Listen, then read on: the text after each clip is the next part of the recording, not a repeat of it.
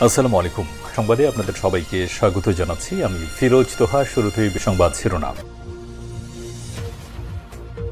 বাংলাদেশের সর্বশেষ গুরুত্বপূর্ণ আপডেট সংবাদে আপনাকে স্বাগত। শুরুতেই সংবাদ শিরোনাম, পরে বিস্তারিত। শুরুতেই জানাবো, ধানমন্ডিতে আওয়ামী লীগের মিছিল, যুব মহিলা লীগ নেত্রীসহ আটক ৩। রাজধানীর ধানমন্ডিতে আওয়ামী লীগ ও নিষিদ্ধ ঘোষিত সংগঠন ছাত্রলীগের একটি মিছিল থেকে ৩ জনকে গ্রেপ্তার করেছে পুলিশ। এ সময় শিক্ষার্থীরা ধাওয়া দিয়ে তাদের আটক করে পুলিশের হাতে সোপর্দ করে। উল্লেখ্য, আওয়ামী লীগকে পুনর্বাসনের জন্য অন্তত ৩০ থেকে ৪০ জনের একটি মিছিল বের হয়।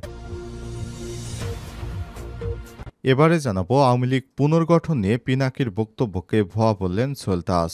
লেখক ও online activist blogger Pinaki Bhattacharya বলেছেন, সাবের হোসেন চৌধুরীর সভাপতি আর সোহেল তাজকে সাধারণ সম্পাদক করে পুনর্গঠিত হবে আওয়ামী লীগ। এই পুনর্গঠিত আওয়ামী লীগ নির্বাচনে যাবে। তবে পিনাকির এই বক্তব্যকে ভুয়া বলেছেন সোহেল তাজ। এদিকে আওয়ামী লীগকে নিষিদ্ধ করতে দেশব্যাপী বিক্ষোভের আহ্বান এনসিপির। আওয়ামী লীগও তাদের সহযোগী ব্যক্তিগোষ্ঠীকে সকল ধরনের রাজনৈতিক কার্যাবলী থেকে বিরত রাখতে সরকারিভাবে নিষেধাজ্ঞা জারির জন্য দেশব্যাপী বিক্ষোভের আহ্বান জানিয়েছে জাতীয় নাগরিক পার্টির সদস্য সচিব আখতার হোসেন। আজ বাংলা মোটরে জাতীয় নাগরিক পার্টির কেন্দ্রীয় কার্যালয়ের জরুরি সংবাদ সম্মেলনে সব কথা বলেছেন তারা। এবারে জানাবো, স্বাধীনতা সার্বভৌমত্বের প্রশ্নে সবাইকে ঐক্যবদ্ধ থাকতে হবে বললেন বাংলাদেশ জামাত ইসলামের নেতা আব্দুল হালিম। ৫ই আগস্টের অভ্যুত্থানের পর জাতীয় স্বার্থে বাংলাদেশের স্বাধীনতা সার্বভৌমত্বের প্রশ্নে সবাইকে ঐক্যবদ্ধ থাকার আহ্বান জানিয়েছে বাংলাদেশ জামাত ইসলামের সহকারী সেক্রেটারি জেনারেল ও রংপুর দিনাজপুর অঞ্চলের পরিচালক মাওলানা আব্দুল হালিম। এদিকে হানাহানি রাজনীতি বন্ধে ছাত্র জনতার ঐক্য জরুরি বললেন ডাক্তার ইরান। মহান মুক্তিযুদ্ধ জুলাই অভ্যুত্থানের চেতনায় বৈষম্যহীন নতুন বাংলাদেশ গড়তে নবীন প্রবীণদের ঐক্যের বিকল্প নেই বলে মন্তব্য করেছে বাংলাদেশ লেবার পার্টির chairman doctor Mustafizur Rahman Iran.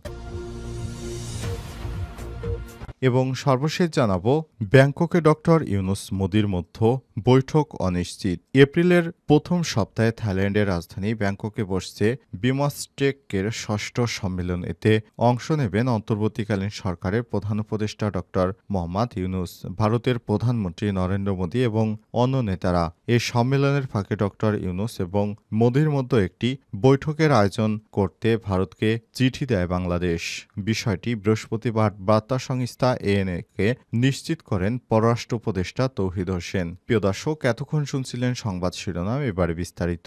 তবে তার আগে বন্ধুরা, অনুরোধ থাকবে সংবাদটিতে একটি লাইক দিন। এই চ্যানেলে আপনি নতুন হয়ে থাকলে আমাদের সংবাদটি দেখতে দেখতে চ্যানেলটি সাবস্ক্রাইব করে রাখুন। কমেন্ট করে বন্ধুরা আপনার মূল্যবান মতামত জানিয়ে দিন আপনি বিশ্বের কোন দেশ থেকে বা বাংলাদেশের কোন স্থান থেকে আমাদের সংবাদটি দেখছেন এবং শুনছেন। আর বন্ধুরা, এই সংবাদটি আপনার সোশ্যাল মিডিয়া ফেসবুকে শেয়ার করে বন্ধুদেরও দেখার সুযোগ করে দিন। এবারে বিস্তারিত।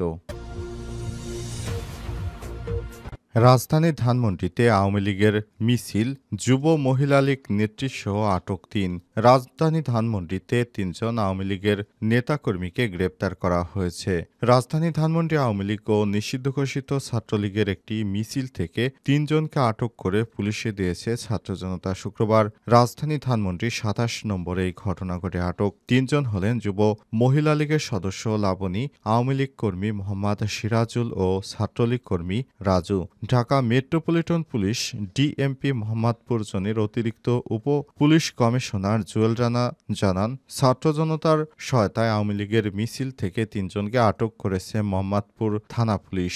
ডিএমপির এই কর্মকর্তা আরও বলেন, গ্রেপ্তারের পর আওয়ামী লীগ ও নিষিদ্ধ ছাত্রলীগের ৪০ থেকে ৫০ জন নেতাকর্মী মিছিল বের করে সময় শিক্ষার্থী স্থানীয়রা তাদের বাধা দেয় এবং ৩ জনকে পুলিশে সোপর্দ করেছে। এ সময় আওয়ামী লীগের নেতাকর্মীরা বিভিন্ন স্লোগান দিচ্ছিল এবং সাধারণ মানুষকে রাস্তায় নামার আহ্বান জানায়। সে সময় ছাত্র জনতা মিলে আওয়ামী লীগের সেই মিছিলে ধাওয়া দেয়। তখন ৩০ থেকে ৪০ জনের মিছিলটি ঢাকার বিভিন্ন অলিগলিতে পালিয়ে যায়। সেখান থেকে ৩ জনকে ধরে গণপিটুনি দেয় এবং এই ৩ জনকে পুলিশের হাতে তুলে দেওয়া হয়েছে বলে জানা গেছে।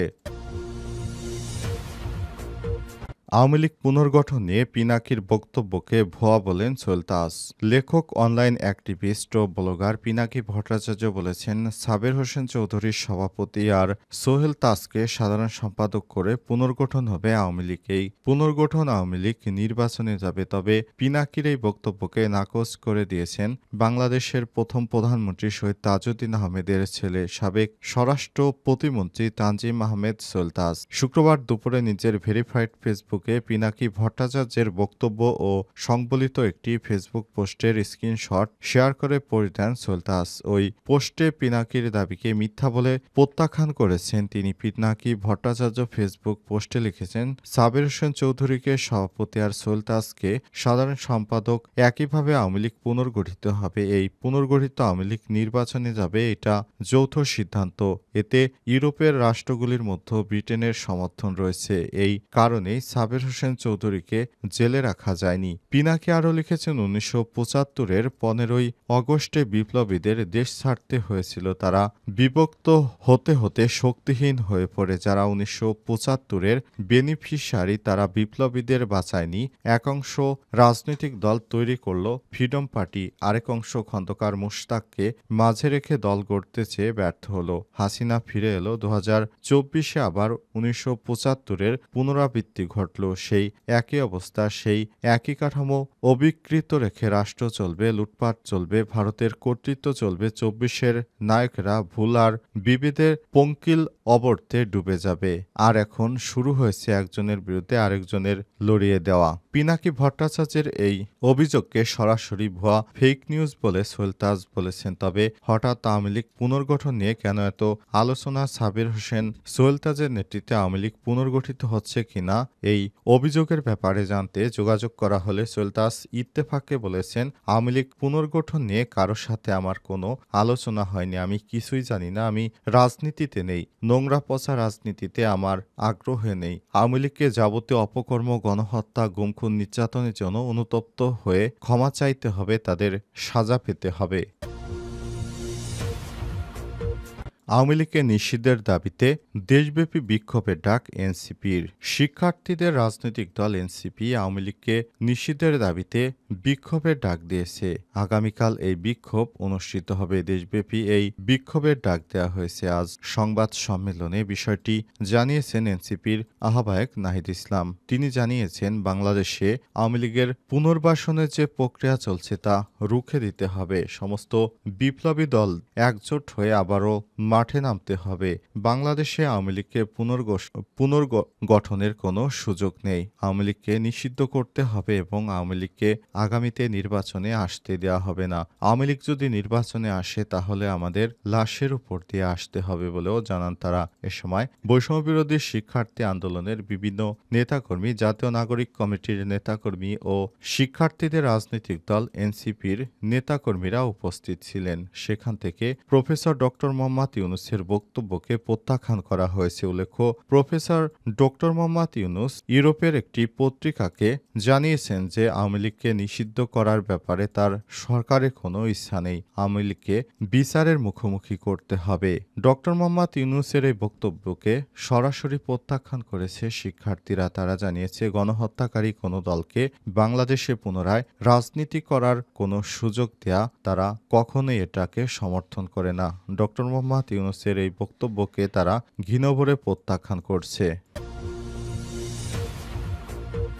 স্বাধীনতা, সার্বভৌমত্বের প্রশ্নে সবাইকে ঐক্যবদ্ধ থাকতে হবে বললেন আব্দুল হালিম। 5ই অগস্টে গণঅভ্যুত্থানের পর জাতীয় স্বার্থে বাংলাদেশের স্বাধীনতা, সার্বভৌমত্বের প্রশ্নে সবাইকে ঐক্যবদ্ধ থাকার আহ্বান জানিয়েছে বাংলাদেশ জামাত ইসলামের সহকারী সেক্রেটারি জেনারেল ও রংপুর দিনাজপুর অঞ্চলের পরিচালক মাওলানা আব্দুল হালিম শুক্রবার বিকেলে রংপুর জেলা পরিষদ কমিউনিটি সেন্টারে রাজনৈতিক নেতৃত্ববৃন্দ, সাংবাদিক ও বিশিষ্ট ব্যক্তিদের সম্মানে রংপুর মহানগর জামাত জামাত ইসলাম আয়োজিত ইফতার মাহফিলে প্রধান অতিথির বক্তব্যে এই আহ্বান জানান তিনি। মাওলানা আব্দুল হালিম আরও বলেছেন, আগামী দিনে বাংলাদেশে সৎ নেতৃত্বের জন্য কোরআন থেকে শিক্ষা নিয়ে তাকওয়া গুণে গুণান্বিত হয়ে দেশ পরিচালনায় ভূমিকা রাখতে হবে। বাংলাদেশকে একটি ভালো জায়গায় নিয়ে যেতে হবে এবং বাংলাদেশকে একটি দায়িত্বশীল জায়গায় নিয়ে যেতে আমরা সর্বোপরি কাজ করে যাব। বাংলাদেশকে নতুন করে সাজাতে হবে। বিগত ১৭ বছরে বাংলাদেশকে যে বস্তাপচা রাজনৈতিক কারণে বাংলাদেশকে যে জঘন্যতম স্থানে নিয়ে যাওয়া হয়েছে, সেখান থেকে আমাদের দেশকে আবার নতুন করে সাজাতে হবে। মহানগর আমির মাওলানা উপাধ্যক্ষ এটিএম আজম খানের সভাপতিত্বে এতে আরও উপস্থিত ছিলেন অ্যাসিস্ট্যান্ট সেক্রেটারি অধ্যাপক রায়হান সিরাজি। এছাড়াও উপস্থিত ছিলেন আহ্বায়ক শামসুজ্জামান শামু, সদস্য সচিব অ্যাডভোকেট মাহফুজুন নবী, ডন, ইসলামী আন্দোলন বাংলাদেশের রংপুর মহানগর শাখার সেক্রেটারি সহ বিভিন্ন পর্যায়ের নেতৃত্ববৃন্দ।